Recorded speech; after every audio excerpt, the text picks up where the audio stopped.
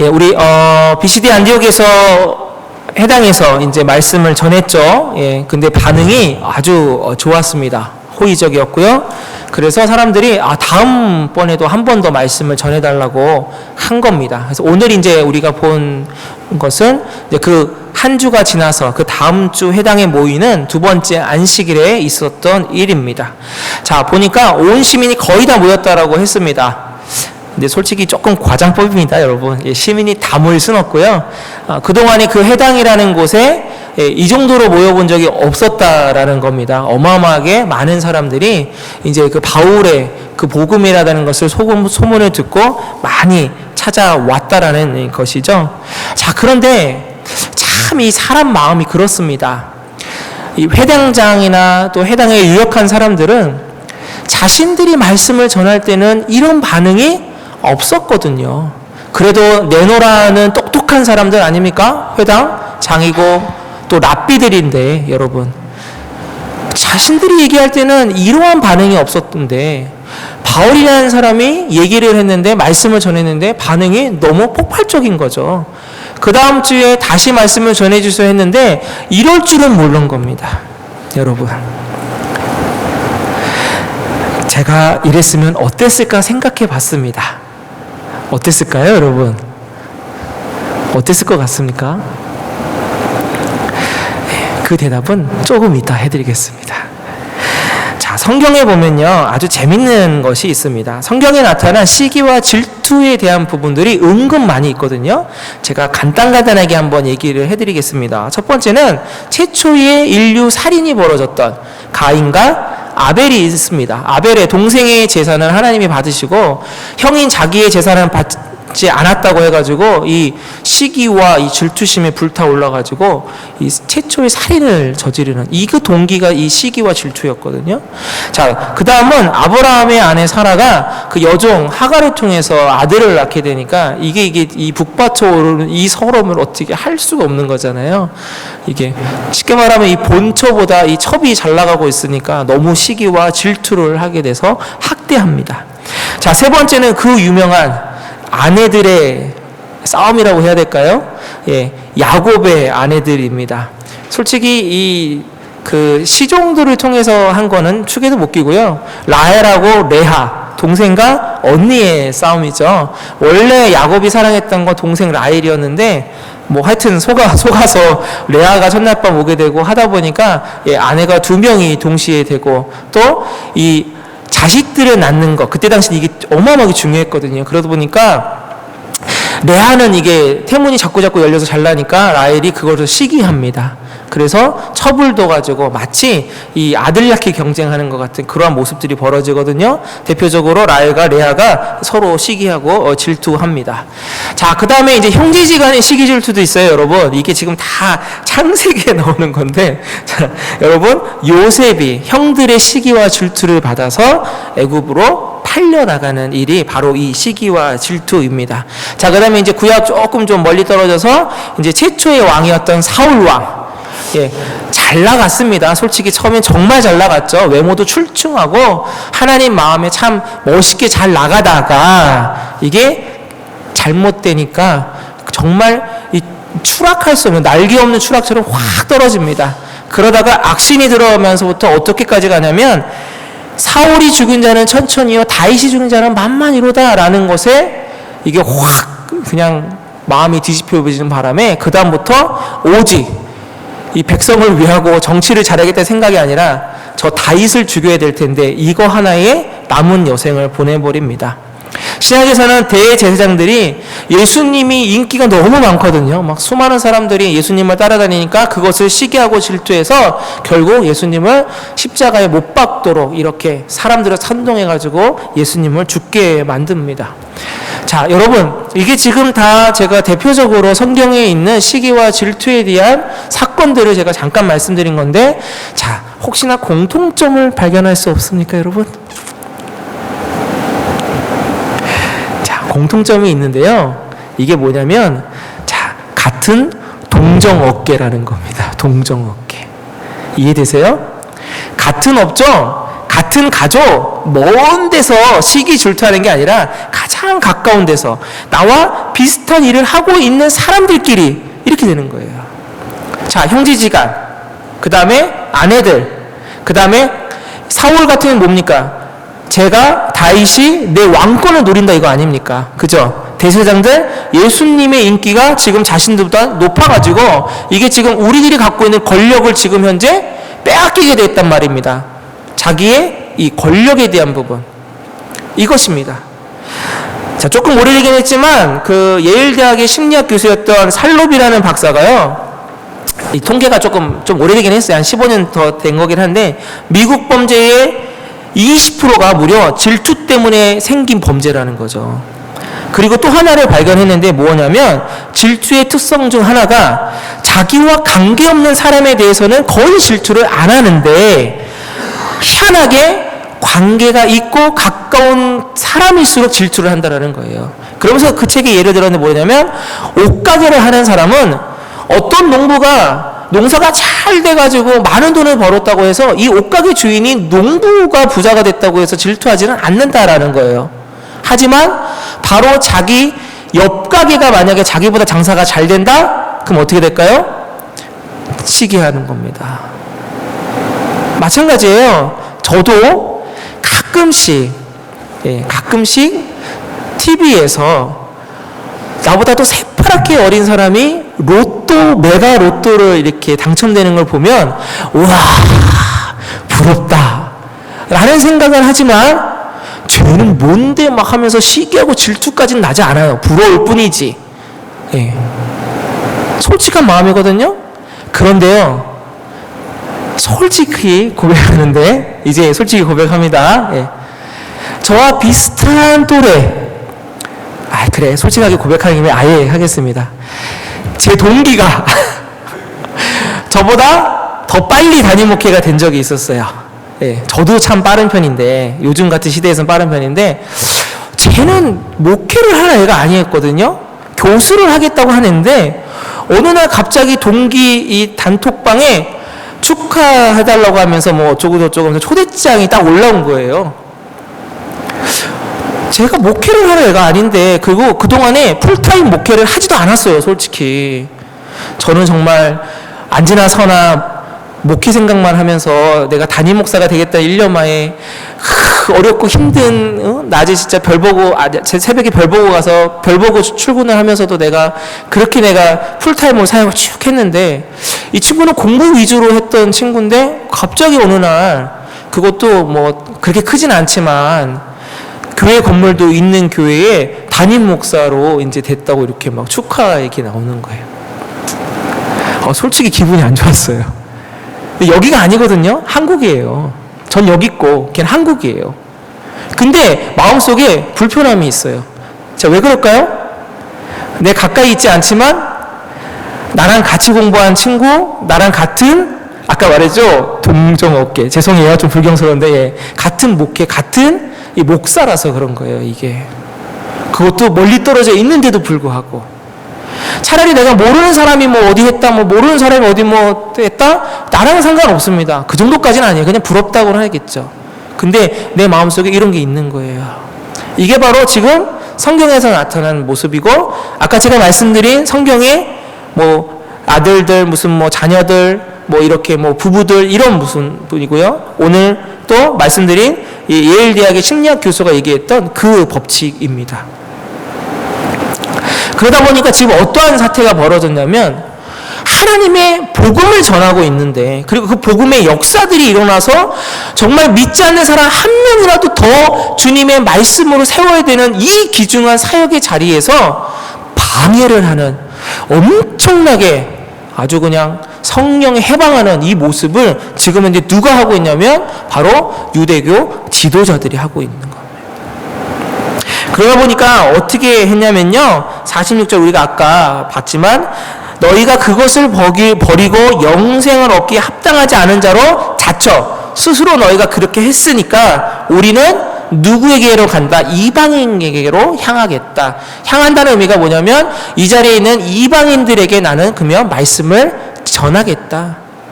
다른 말로 조금 바꿔볼까요? 말씀을 듣는 사람에게 나는 말씀을 전하겠다라는 겁니다. 근데 이게 나중에 뒷부분에 있는 것과 같이 연관을 먼저 제가 좀 말씀드릴게요. 자, 나중에는 어떠한 일까지 벌어지냐면 이방인들이 복음을 듣고서 막 주님을 믿는 일들이 계속 일어나니까 그 꼴도 못 보겠는 거예요, 지금 현재. 그러니까 이제는 하다하다 어떻게 하냐면 그 지역의 경건한 기부인들, 경건하다는 여기서는 좀 다른 의미예요. 이제 조금 높은 사람을 말하는 겁니다, 여러분. 높은 부인들을 선동합니다. 그럼 여기 보니까 그 신의 유력자들 선동했다는 건 누굴까요? 그들의 남편들이죠.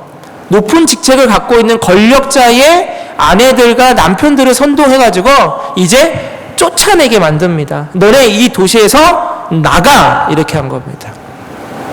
그때 했던 행동이 뭐냐면 발에 티끌을 털어버립니다. 자, 이게 어디에 나오는 거냐면, 자, 누가복음 말씀을 한번 여러분들 같이 읽겠습니다. 자, 누가복음 9장 5절인데요. 함께 읽겠습니다. 시작. 누구든지 너희를 영접하지 아니하거든 그 성에서 떠날 때에 너희 발에서 먼지를 털어버려 그들에게 증거를 삼으라 하시니.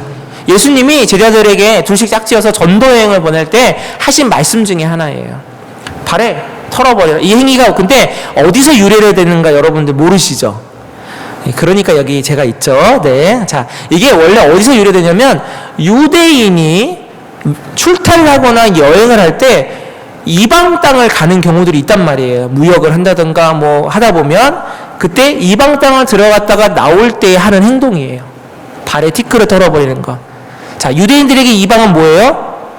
가까이서는 안 되는, 저주받은, 또 그것 때문에 내가 쉽게 말하면 오염되어 있는 상태이기 때문에 발에 먼지를 털어버린다는 의미가 바로 그 의미입니다.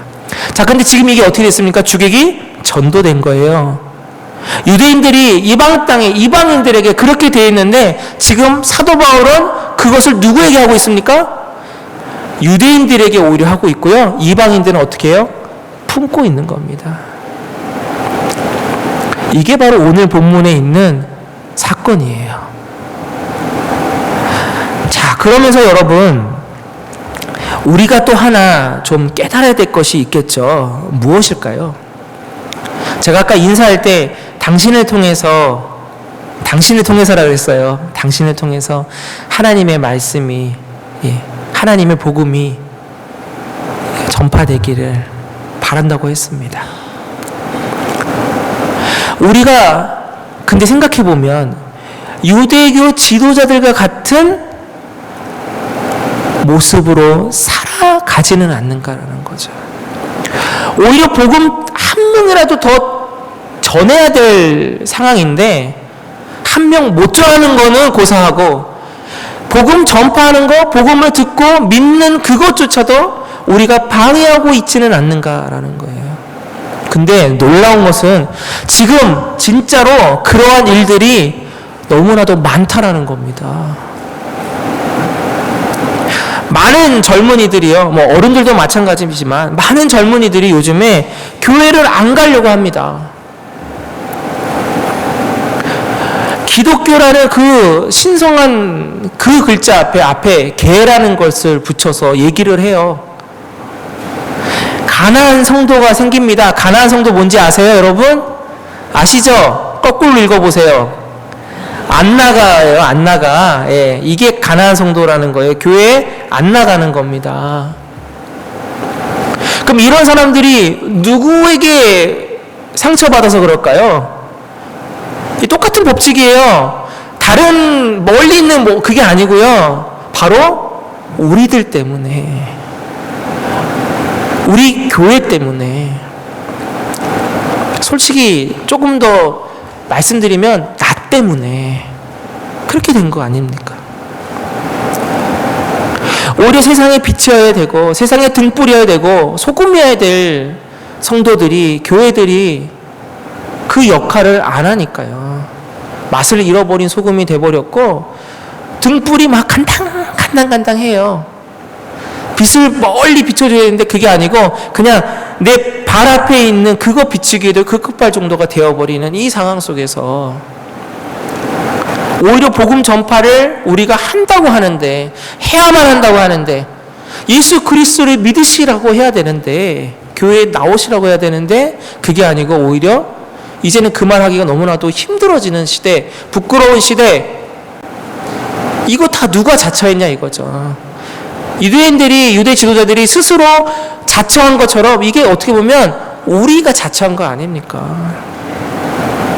최근에 이제 한국에서 오신 목사님들, 뭐 지난번에 그 선호에서 방문하신 목사님하고도 식사하면서 또 말씀 듣고, 또 제가 아는 분이 안식 연으로 이제 여기에 한 달 정도 와 계시는 또 아시는 분이 있어가지고 이제 그분하고도 또 몇 번 만나서 교제하면서 얘기를 하는데요. 동일하게 얘기하는 거예요. 동일하게. 정 목사님, 한국 목회 옛날 같지 않습니다. 너무 힘들어요. 너무 힘들어요. 이제는 나가서 예전에는 예수 믿으세요라고 말하고 전도가 할 수 있었던 그때가, 솔직히 저 10년 전에 오기 전만 해도요, 아파트 전도 했거든요. 집집마다 문 열어가면서 뭐 문전박 당하기도 했지만 그래도 경비 아저씨들이 막지는 않았어요. 근데 요즘은 아예 못 들어간다네요. 그런 이렇게 사람들이 보이면 바로 신고해 버린대요. 많은 사람들이 저는 기독교인입니다. 저는 교회를 다닙니다. 저 어느 교회 다녀요. 라고 말하는 걸 꺼려 한답니다. 한국의 상황이 그렇게까지 됐다네요. 어느 순간, 어느 때부터 됐는지 모르겠다라는 거예요, 근데. 그 어떠한 아주 엄청나게 무슨 뭐, 천지가 개벽할 만한, 한국의 교회들이 뭐 뒤집어질 만한 그런 엄청난 일들이 막 팍 해가지고 한꺼번에 확 뒤집힌 게 아니라 그동안의 매스미디어를 통해서, 언론들을 통해서 나타났던 그러한 사건들이 제대로 잘 해결되지 않고 그냥 은근슬쩍 그냥 이렇게 넘어가 버리고, 그러다 보면 잊혀지다가 또 뻥 터지고 어디서 또 뻥 터지고 하면서 이게 쌓인 거예요. 그러다 보니까 이제는 전도는 생각도 못하고 스스로 교회에 오시는 분만 기다리는데 거의 다 수평이동이랍니다. 수평이동. 여기도 마찬가지죠. 예, 여기도 마찬가지긴 해요. 과연 어디서부터 어떻게 잘못된 것일까요? 외국 교회라고 다르지 않거든요. 외국 교회도 거의 대부분 수평 이동이 많고요. 노령화, 고령화 돼가지고 이제 교회들이 문을 닫고 자꾸만 통폐합하고 있는 실정 아닙니까? 어디서부터 어떻게 되었을까요? 저는 오늘 본문을 보면서 이 유대 지도자들의 모습이, 그동안에 우리들의 모습이 차곡차곡 투영되는 것 같습니다. 나의 모습이 투영되는 것 같아요. 우리 시온성 교회의 모습은 한번 투영해 봐야 되지 않겠습니까? 여러분들의 모습은 또 어떻습니까? 그렇기 때문에 먼저 우리가 깨닫고 나아가야 될 것은 우리가 유대 지도자와 같은 방해꾼이 되고 있지 않는가라는 거예요. 나 때문에 누군가가 난 누구 때문에 내가 예수님을 믿고 싶습니다. 누구 때문에 내가 교회라는 곳을 가고 싶어요. 라는 말을 들어야 되는데 내가 누구 때문에 안 나갑니다. 라고 그 말은 듣지 않는 저와 여러분 되시기를 바랍니다. 그 다음으로 우리가 바라야 될 것은요, 바로 마지막 절인데요, 52절입니다. 제자들은 기쁨과 성령이 충만하니라. 이것이 왜 우리가 기억해야 되냐면요, 여러분, 우리가 돌이키고 우리가 회개하고 우리가 복음 전하는 것에 충만하면 충만할수록, 우리가 성령으로 충만하면 충만할수록 뭐가 있느냐면 사단의 공격은 있습니다. 지난주에 우리 온두라스 선교팀 기도하는데, 아직 우리 청년들이 이제 이렇게 통성으로 입술을 열어서 기도하는 것에 익숙치 않아 해요. 그래서 이제 그래도 최선을 다해서 이끌면서 가긴 했는데, 그때 제가 이런 얘기 했습니다. 우리가 선교지를 가는 게 어떻게 보면 하나님은 제일 좋아하시는 일이지만 반대로 사단은 제일 싫어하는 일을 하러 가는 거다. 그래서 하나님이 보이지 않는 영적 존재이신 것처럼 사단도 보이지 않는 영적인 거다. 그래서 우리를 공격한다. 우리가 방해한다. 왜? 싫어하니까. 그렇기 때문에 우리가 성령으로 충만하고 기도로서 우리가 나아가지 않으면 우리는 선교 아무것도 할 수 없고, 했다 하더라도 그거 잘못하면 헛수고 될 수밖에 없다. 그렇게 얘기하면서 우리가 기도를 했거든요.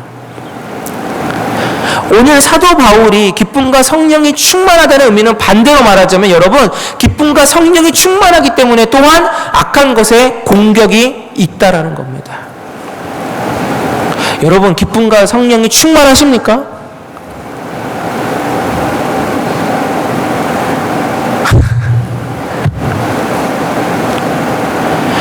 이게 참 목사님이 애매한 질문을 하셨어요. 그죠? 아멘 하면 내 삶에 지금 영적인 뭔가 있어야 될 것 같은데, 또 생각해보면 그냥 뭘 잘하고 있는 것 같아서 이게 성령으로 충만히 안 한 것 같기도 하고, 성령으로 충만하시되 어려운 환경과 마음속에 번민함이 있을 때 능히 이길 수 있는 힘도 하나님이 주시는 줄로 믿으시면 됩니다. 그러니까 그런 걱정은 하덜덜덜 말고, 여러분, 성령의 충만과 성령의 능력을 위해서 내 마음에 다른 세상의 기쁨이 아니라 하나님이 주시는 기쁨으로 나아갈 수 있도록, 날 통해서 누군가가 누구 때문에 나는 교회가 궁금하고 예수님이 궁금해, 그 말을 들을 수 있는 그 자리로 나아갈 수 있도록, 더 나아가선 여러분의 믿지 않는 가족들, 여러분의 믿지 않는 친인척들, 여러분의 혹시 믿지 않는 자녀들이 있다고 한다면, 나는 누구 때문에가 아니라 나는 부모님 때문에, 나는 내 형제 때문에, 나는 내 자녀 때문에 내 교회를 한번 다시 생각해 본다. 하나님이라는 것을 내가 한번 다시 생각해 본다. 그리스도가 무엇인지를 내가 다시 한번 생각해 본다. 그 은혜가 바로 우리들을 통하여서 일어나기를 축복합니다. 그러니 여러분, 기쁨, 하나님이 주시는 기쁨과 하나님만이 주실 수 있는 성령의 충만함을 여러분 갈급히 하시고 강구하시기를 축복합니다. 그래서 저와 여러분 그때에 바로 우리를 통하여서, 바로 누구도 아닌 저와 여러분을 통하여서 하나님이 가장 기뻐하시는 한 영혼이 주께로 돌아오는 가나안 성도가, 안 나가 성도가 아니라 내가 가겠다고 하는 성도로 뒤바뀌는 역사가 일어날 줄로 축복합니다.